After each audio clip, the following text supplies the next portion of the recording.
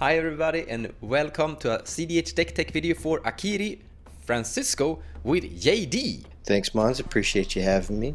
My idea, Francisco and Lurrus, was with Lurrus. It's really Francisco and Lurrus. I just have Akiri for colors.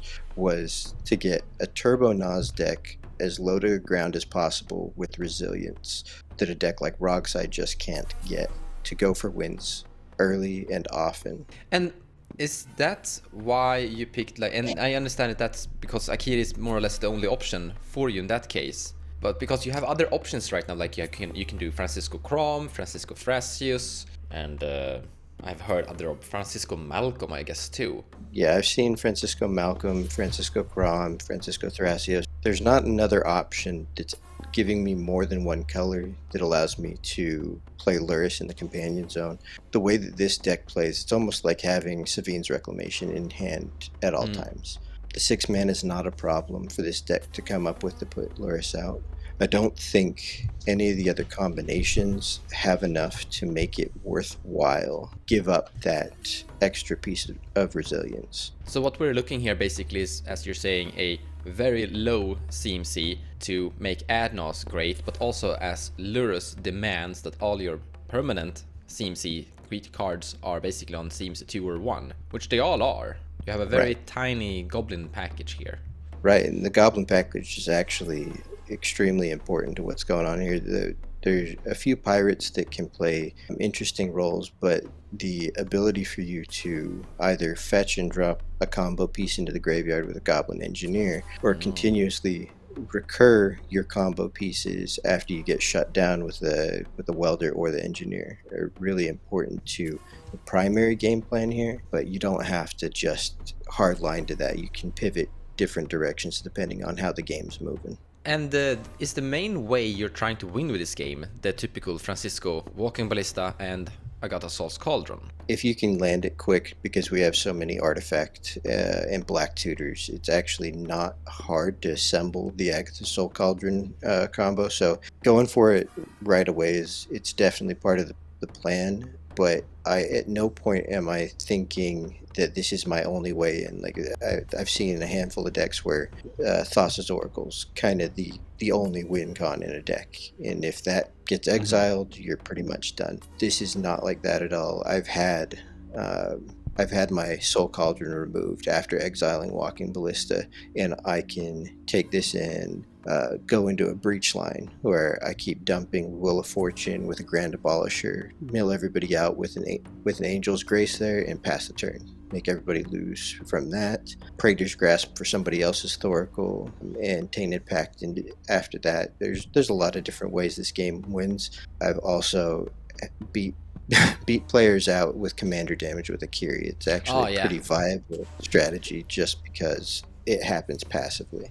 I really love that you have like a Voltron as a bonus. Like you said, she's just there for color identity, but she can be pretty big and she can punch pretty hard. Yeah, and at no point are you really planning to have Akiri come in and be a win con, but sometimes it just happens passively. So I mean, I'm not going to turn it away. Yeah. She's going to kill somebody faster than Crom. Yeah. She's also a good Nayela and Tymna blocker too. She's a great blocker, especially with that first strike. Yeah. Scheming Symmetry is one of my favorite tutors in this deck. Normally, in most decks, that's like a big no-no. You don't want to give people what they want. But I'm a huge fan of finding the person closest to winning, giving them what they want, and taking an Angel's Grace. Right now, Thoracle seems to be really popular, and if I can remove the player that's in the best position right now, give myself a chance to pivot and go somewhere else, I'll take that Angel's Grace and let them have their combo piece. When you do that, what is the reaction around the table? Like, I think the other two people are just screaming at you and saying, "Are you king-making here?" Or they're not typically too happy, but they're happy about the surprise. Trust me, I have a plan. Just I've got something for this. Just don't worry about it. I've got something. I kind of like it. But what if they? It's a really good one. You have to know the opponent, right? Because if you actually give them something that is infinite treasures, or they have another, because Angel's Grace is a good counter to Fastest Oracle attempts to win, but Right, and that's the important thing is you really have to know the decks you're playing against and know the lines they're going to be going for at certain points in the game. I'm not going to give this to somebody that I think is going to land, a Displacer Kitten or a Hullbreaker Horror and go off through Thrasios in a different way. It's just not going to work out the same way. They're going to be able to pivot to different lines. another problem is that if someone is silencing before they go for the Oracle combo. Yeah, so there's you really have to be aware of where the board's at, see where everything's at, and that gives you time as well. If you have that silence, sometimes it's best to just drop the Angel's Grace right out the gate and make them go for it on another turn. We have to talk about something of the elephant in the room that a lot of people are going to be asking. What happens if you accidentally flip a land when you're activating your Francisco Walking Ballista with your Agatha Cauldron? Which could happen. So it does happen. I only run 25 lands in the deck to try to minimize that, but it still does happen. And there are certain cards, specifically like Direfleet Daredevil here. This is a first striking pirate, which does actually make a difference. So go to combat. Say I try to do this in my pre-combat main phase, and someone does something deflecting swats the ping to something else. Like Francisco. I can recast Francisco usually because the deck produces a lot of mana and he's pretty easy to cast most of the time. Go to combat, get damage with that. If I have two pirates, like a Dockside or this Fanatical Firebrand, even the Fanatical Firebrand outside of combat, using it to do a damage, put another counter on, try again, that really helps. The first strike damage does matter. I'll get multiple explore triggers in one combat step off of that and hitting multiple players, docksides, or other things that we want to be playing anyway. It's not really a problem if the Francisco's removed or if I hit a land. The problem is more if the Cauldron gets removed after I've exiled the Walking Ballista. If I was running the same deck with, instead of Akiri, Crom, I could at least set up backup lines instead of just Walking Ballista, other artifact creatures that have the same type of ability.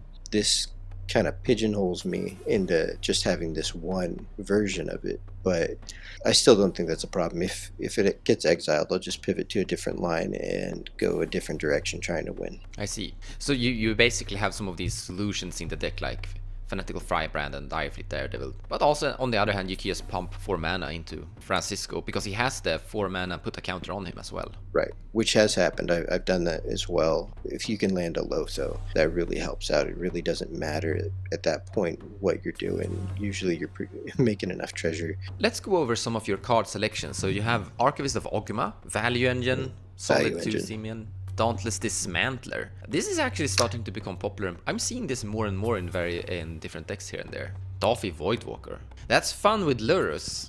It is fun with Lurrus, and it's great for taking counter magic. You put it out there, you hold on to somebody's counter magic to back up your own win con later.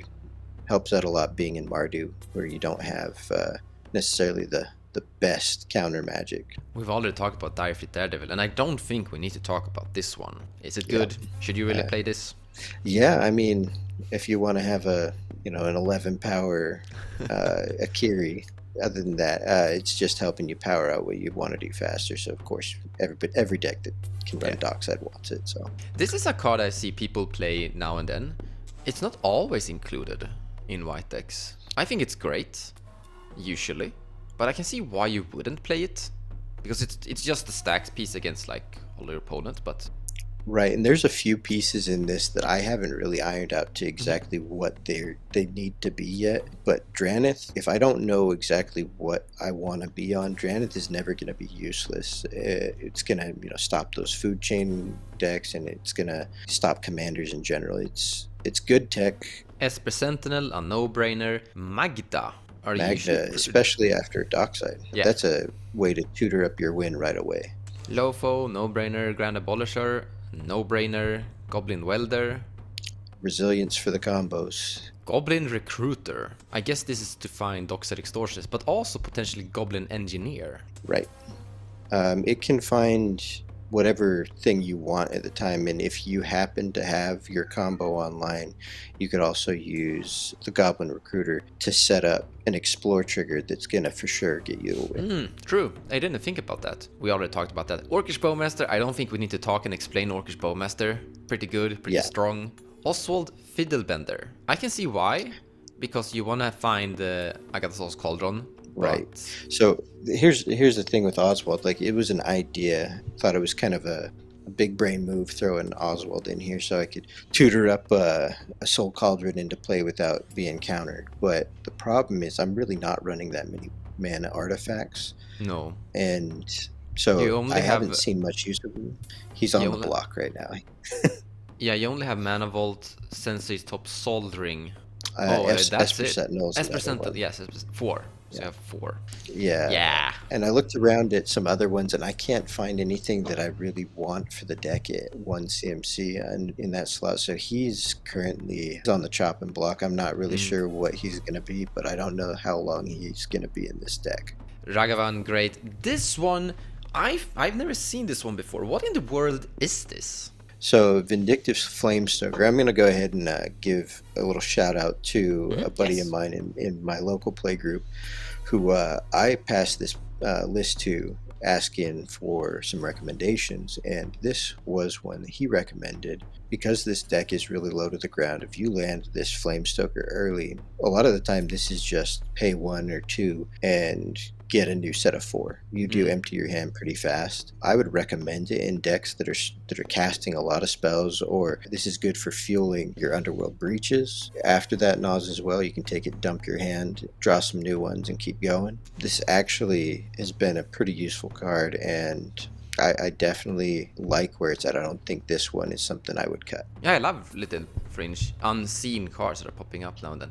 We have Damn, Demonic Tutor, Diabolic Intent, Fateless Looting, Gamble, Imperial Seal, Jeska's Will, Wheel of Fortune, Skull Smashing, and an option of a land, Sevine's Reclamation. I can see that. I mean, you're playing Breach, you're playing reanimating Agatha's Cauldron. This really makes a lot of sense. Skimming Sim, we already touched about that. I love that part. Reanimate. What are you usually reanimating? Is it your opponent's creature or your dockside? It's been my dockside. I've done a saw in half on my dockside and then reanimated the dockside after. But if there are good things in other graveyards, this is definitely something I'm interested in looking at. There are a few holes in a Mardu shell if I can fill those gaps with other people's creatures after they died. Or a good one, there's a lot of Bowmasters that end up getting into play and dying. This is another way to get a Bowmaster. True. We can even have a 2. Yeah. Praetor's Grasp. I think Praetor's Grasp is a really good card for Mardu. On the other hand, Praetor's Grasp is usually really good these days because you can take an extra copy of a card you need. Like you can take an opponent's Underworld Breach. You can, or if you're playing against something that has a very specific combo, a food chain deck or something like a Tivit that wants their time sieve, you can go in, you can take their win con out. You can even use the time sieve. I mean, you're like if you slam a dockside and then you steal a time sieve. I mean, an extra turn for a 5/3 is actually fine. Yeah, it's not a bad idea. It does give you a lot of flexibility, and like I said earlier tonight, I tried to use it to use somebody else's Thassa's Oracle, to go for a Thassa's Oracle win with a Tainted Pact. Adnos, great card. What's your take on Adnos? Like, is in general? I'm a big fan. I'm actually a bigger fan of Necropotence, which is kind of a hard thing. I started cEDH on Zur, so I love Necropotence. In this deck, Adnos performs a whole lot like it, being as the CMC so low. A lot of the time I'll get 30 cards like I would off of a Necro, but I don't have to win right now most of the time doing it. So you have lots of rituals, Cabal and Dark. You know what? While we're still on Adnos, actually, Peer into the Abyss. You are allowed to play that in this deck because Lurrus is not demanding in that one to be reduced. So right. What do you think? I have the Peer. Thing is, I'm picking really either Adnos or Peer. I don't feel like it's a great fit to have both. I mean, it's an idea to run it. I just feel like it's a little bit easier to get the Adnos off than it is to get that Peer off. deflecting SWAT exists. I don't like the idea of somebody else taking my peer into the abyss. So Yeah, I've seen that happen. I won a game like that, actually. it's a great thing to do. It's a feel-good thing if you get to do it. Then we have Deadly Rollick. I mean, your commanders are really cheap, so both Deadly Rollick and Deflecting SWAT will be activated fast. Dismember, more Rituals, Rain of Filth, Pyroblast, Imp's Mischief, Get Lost. It is a new one. This is actually pretty good, especially against these newer decks, like one of your favorites, Sisse. This hits Planeswalkers. Yes. So there's not a lot of good removal that hits Planeswalkers. It's not just doing damage. In these colors, I don't get a, it hits Assassin's both Trophy or enchantments Abrupt and Decay. planeswalkers. Like, you can destroy Right. a Rhystic Study. It can destroy a Rhystic Study, an Underworld Breach, a Nicol Bolas or an Aminatu, or whatever you need it to be. This is actually a really flexible removal piece. I really think that this should probably be getting a little bit more play. It's 2 cost, but I mean, people run an Assassin's Trophy. If I can't do that, then Yeah. I mean, this is the best I've got. So I think Assassin's Trophy and Abrupt Decay might be better still than this. Especially they Abrupt definitely Decay. are. Yeah. If I could pick to run Abrupt Decay in here, I definitely would. But unfortunately, that's not where I'm at. So this is as good as I can get. I'm not gonna turn it away. Final Fortune. I think Final Fortune is amazing right now, actually.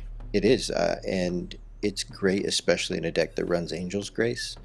Yes. Angel's Yes. Grace is an amazing card. It's one of my favorites. I mean, it was one of my favorites running Zerg back in the day with Shimmer Zerg.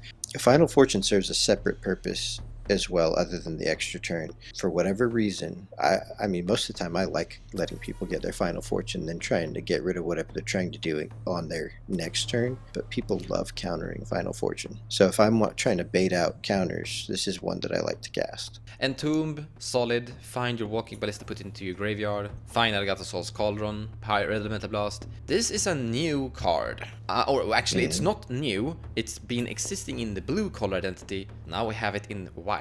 It's a good card. It can be used for different things. I mean, you can protect your own spells with it, bouncing them back to your hand to stop them from counter magic. You can, bounce back uncounterable spells like a Niv Mizzet. That one of my buddies in my local play group, he plays Niv Mizzet all the time. This is one of the few things that actually works to counter a Niv Mizzet. So there are some things that this does really well. You've already mentioned Sawing having a Dockside Extortionist, and that's like enough said. The card's great. It's actually a little bit better than that. It can do a little bit more. For example, you can saw in half a Direfleet Daredevil. You can saw in half a Orcish Bowmaster. You can saw in half a Goblin Engineer. And you can saw in half a Daffy Voidwalker. And I can saw in half an Esper Sentinel. Yes, that's true. Or a Grand Abolisher. It can be whatever you really need it to be. If someone starts to try to remove something you have, it's just another version of whatever you already wanted. Silence, auto-include, Swords Plowshare, Tainted Pact. I love that you're playing Tainted Pact, not only because Praetor's Cross, but because Tainted Pact is, in my opinion, a pretty okay tutor. It is. It's a good tutor. It's a good thing to find you exactly what you need, even if you don't know exactly what you need. So, I mean, sometimes you'll cast it and just start flipping until you find something that fits the current situation. But the best part here is that you can this is like a demonic tutor in instant speed. You can find things before you take your turn, because sometimes it's a little bit annoying, like, I'm gonna cast my demonic tutor, go down 2 mana this turn, but with Tainted Pact you cast it during someone else's turn, and you untap and you maximize it ready. It's actually funny you say that, because that is exactly what I used it for. I played a couple games earlier tonight, and I used it to find my Agatha's Soul Cauldron. I ended up Cauldron got countered and then brought back by Goblin Welder. And I stuck the win through that. So more counterspells, T-Belt's Trickery. Can I ask you a question? I actually think counterspells are very key, so to say, for success, because you need to be able to dictate and control where the pace of the game is going, and you aren't allowed to play blue counterspells because of color identity. But I noticed that they're including a bunch of theoretical counterspells like Pyroblast, Red Elemental Blast. This is a theoretical counterspell. You could argue that Silence is something of theoretical. Angel's Grace is also a theoretical counterspell, and then T-Belt's Trickery, a actual true counterspell. What is your opinion around the counterspells in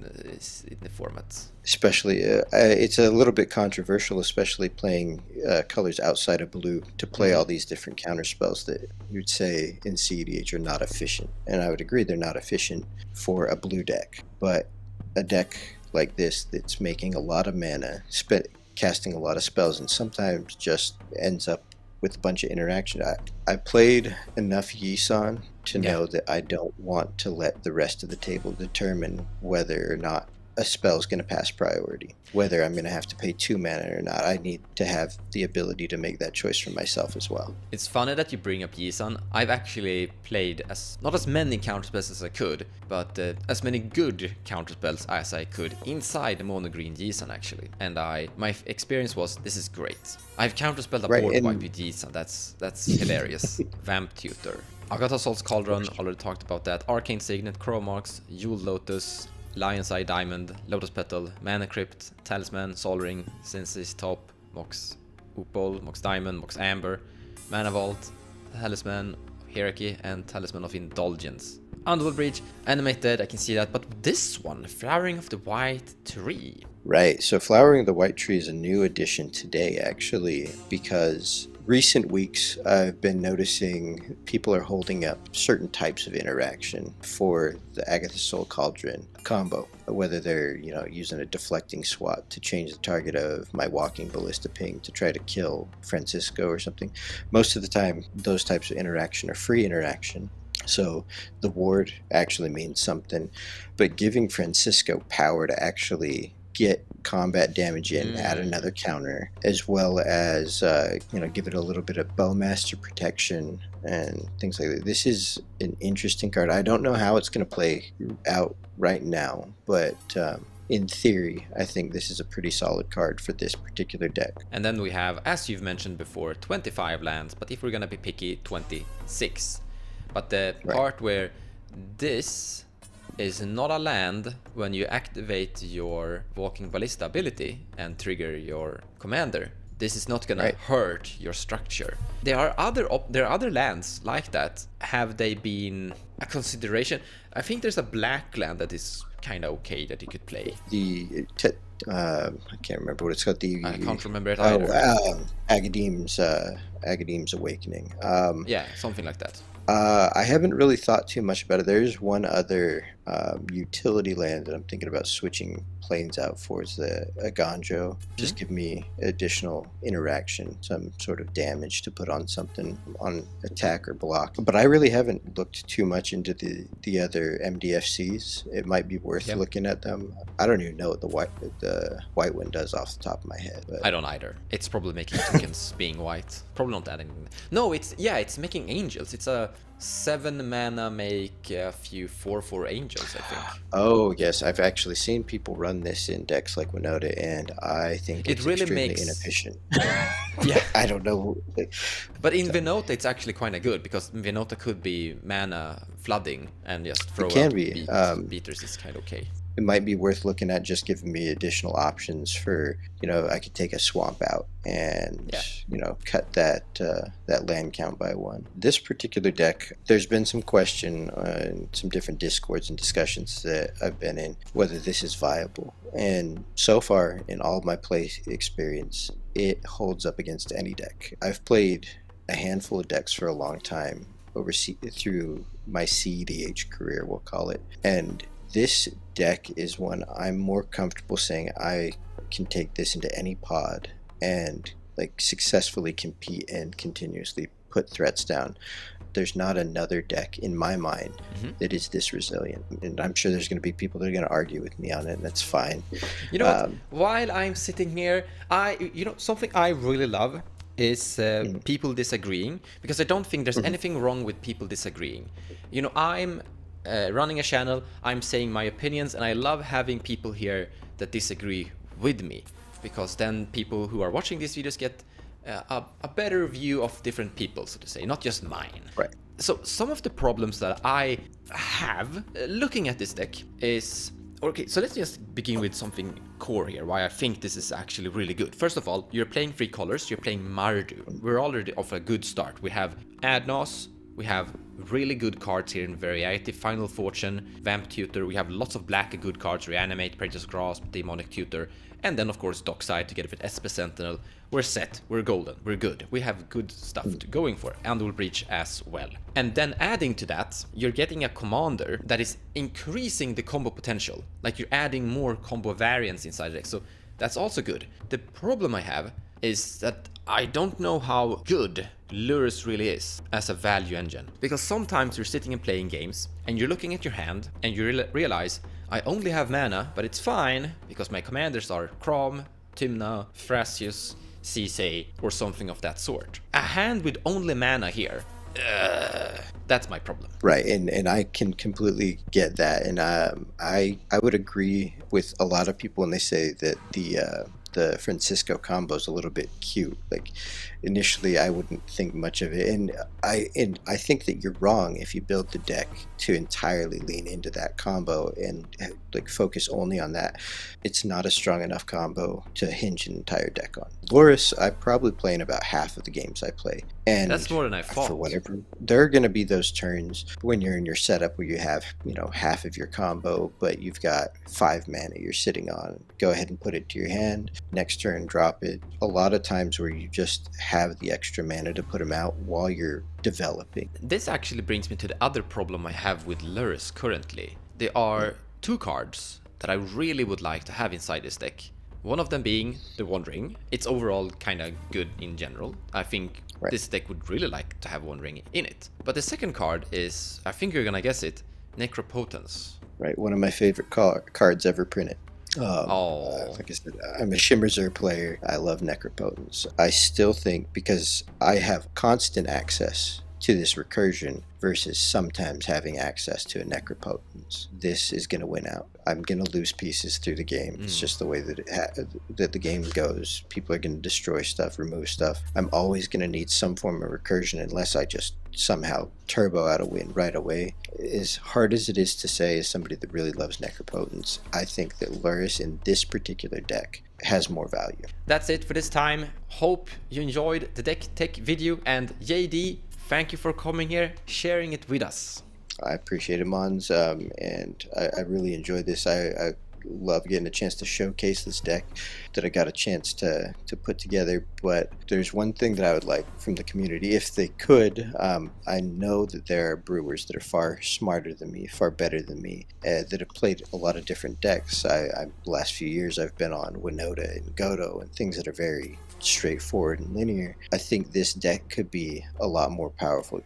It could really be great in the current meta. So I'd like to see some better hands get a hold of it and see what they could do with it. Thank you so much for watching, everybody. See you next time.